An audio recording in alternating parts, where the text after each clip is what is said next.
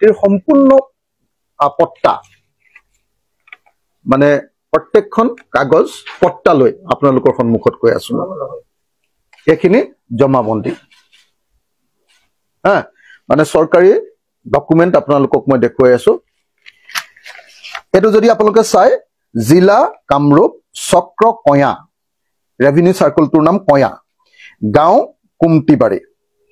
জৰিফুৱা গাঁৱৰ জমাবন্দী for সাৰ্ভেড village লটটো হল 8 নং লাট কামৰূপ জিলা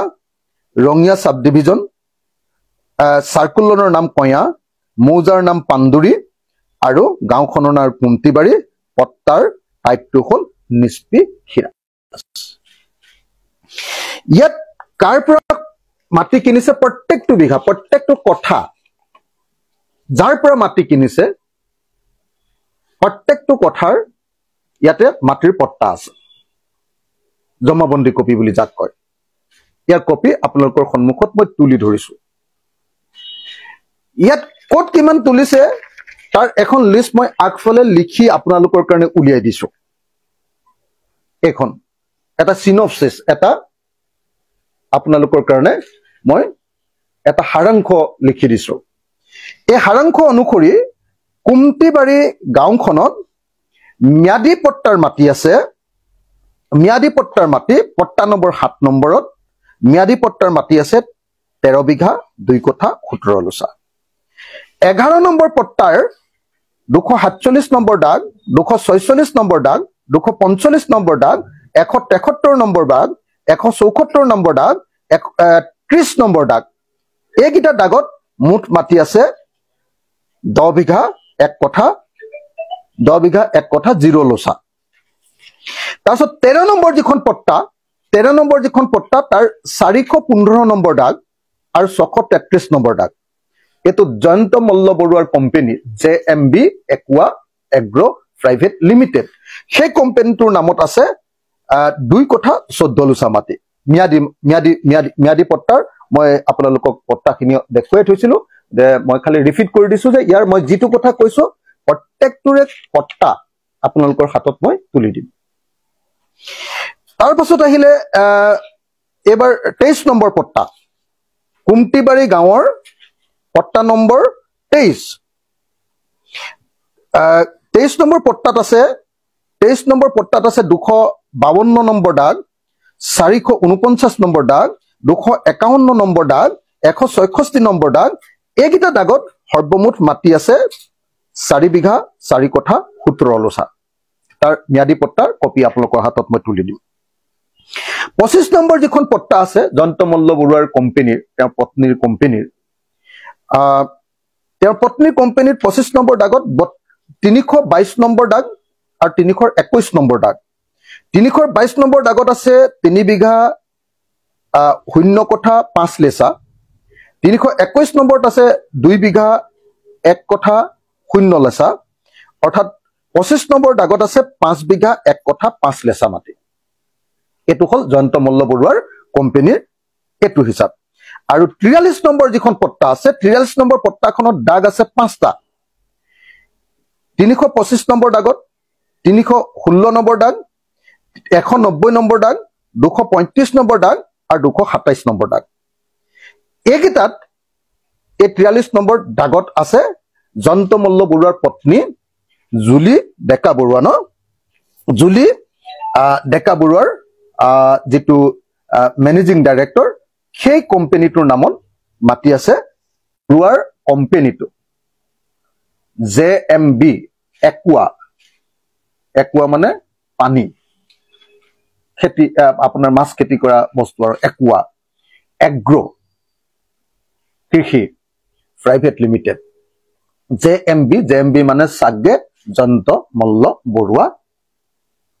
মই নাজানো JMB বুলিয়ে লিখা আছে তাত জয়ন্ত মল্ল বৰুৱা বুলি লিখি থোৱা নাই JMB মানে আৰু কোনেনো নাজানিব যদি ওয়াইফ যদি আৰু আপোনাৰ তাত MD হয় তেতিয়াহলে নিশ্চয় JMD মানে জয়ন্ত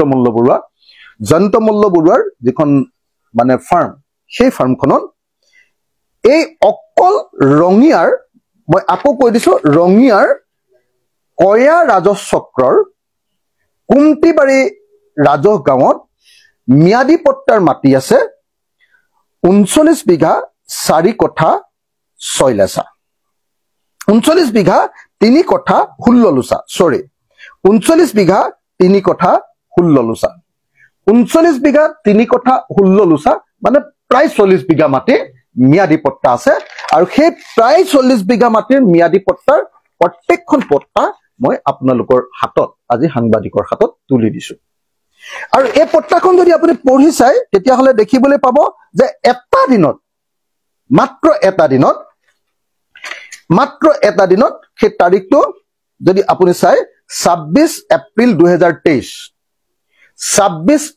2023 অৰ্থাৎ জয়ন্ত মল্ল বৰুৱা মন্ত্ৰী হৈ থকা কালত আৰু কোৰ মন্ত্ৰী বিজেপিৰ মন্ত্ৰী হৈ থকা কালত বিজেপি চৰকাৰৰ মন্ত্ৰী হৈ থকা কালত তেওঁ যে কৈছে যে জয়ন্ত মল্ল বৰুৱাই বিজেপিলৈ আহি একো কাম কৰা নাই একো অন্যায় কাম কৰা নাই কোনো সম্পত্তি কৰা নাই কোনো দুই নম্বৰী কৰা নাই এটা দিনৰ ভিতৰত 40 বিঘা মাটি কিনিছে জেএমবি একুৱা এগ্ৰো প্ৰাইভেট লিমিটেডে এপ্ৰিলৰ 26 তাৰিখ 2023 তেওঁ মন্ত্ৰী হৈছে আপোনালোকে জানিবই তেওঁ মন্ত্ৰী হৈছে জুন 2022 ত জয়ন্ত মল্ল বৰুৱা মন্ত্ৰী হৈছে 2023 এপ্ৰিলত তেওঁ মাটি একেলগতে কিনিছে ৰঙিয়াত মাটি কিনিছে ফাৰ্ম হাউস ডাঙৰ ফাৰ্ম হাউস যদিও মই ইয়াত কৈছো আপোনালোকক যে 40 বিঘা প্ৰায় 40 বিঘা মাটি আছে একচুয়ালি সেই মাটি আছে টোটাল তাত মাটি আছে টোটাল 125 বিঘা তাত 40 বিঘা আমাৰ হেৰি মাটি থকাৰ পাছত মানে ন্যাদী পট্টা মাটি থকাৰ পাছত বাকি মাটিখিনি আগতে প্ৰথম তেওঁ যেতিয়া লৈছিলে 107 বিঘা আছিল তাত মাটি কিন্তু এতিয়া সেই মাটিখিনি তাত মানে মাটিখিনি লৈ গৈ আছে সৰকাৰি মাটি মানে আনসাৰ্ভেড নন কেডেষ্ট্ৰিয়েল বুলি শব্দ এটা নিশ্চয় আপোনালোকে সকলো মানুহে জানে অসমৰ মানুহে আনসাৰ্ভেড যে যেতিয়ালৈকে কেডেষ্ট্ৰিয়েল যেতিয়ালৈকে হিকলি নেপলাই মই মাটিৰ কাম কৰি থাকো মানুহৰ কাৰণে যুজি থাকো কাৰণে এখিনি মই ভালকে ডিটেইলছত জানো নন কেডেষ্ট্ৰিয়েল এতিয়ালৈকে সৰকাৰি হিচাপত নহা মাটি ওয়েটল্যান্ড দেই আটাইতকৈ ইন্টাৰেষ্টিং মাটিটো আকৌ ওয়েটল্যান্ড জলাশয় তাত মাটিৰ শ্ৰেণী বুলি ক'লে জলা বুলি ক'ব লাগিব এনেকুৱা মাটি তেওঁ কি কৰিছে আপোনাৰ বৰলিয়া নদী আৰু ননা নদীৰ মাজৰ হেতু অংশ এখন গাঁৱৰ আসলতে এই যিখন গাঁৱৰ গোটেই পথাৰখনে তেওঁ কিনি লৈ লৈছে যিকোনো খবৰ আৰু বিজ্ঞাপনৰ বাবে যোগাযোগ কৰক 7896121996 লগতে 7002537271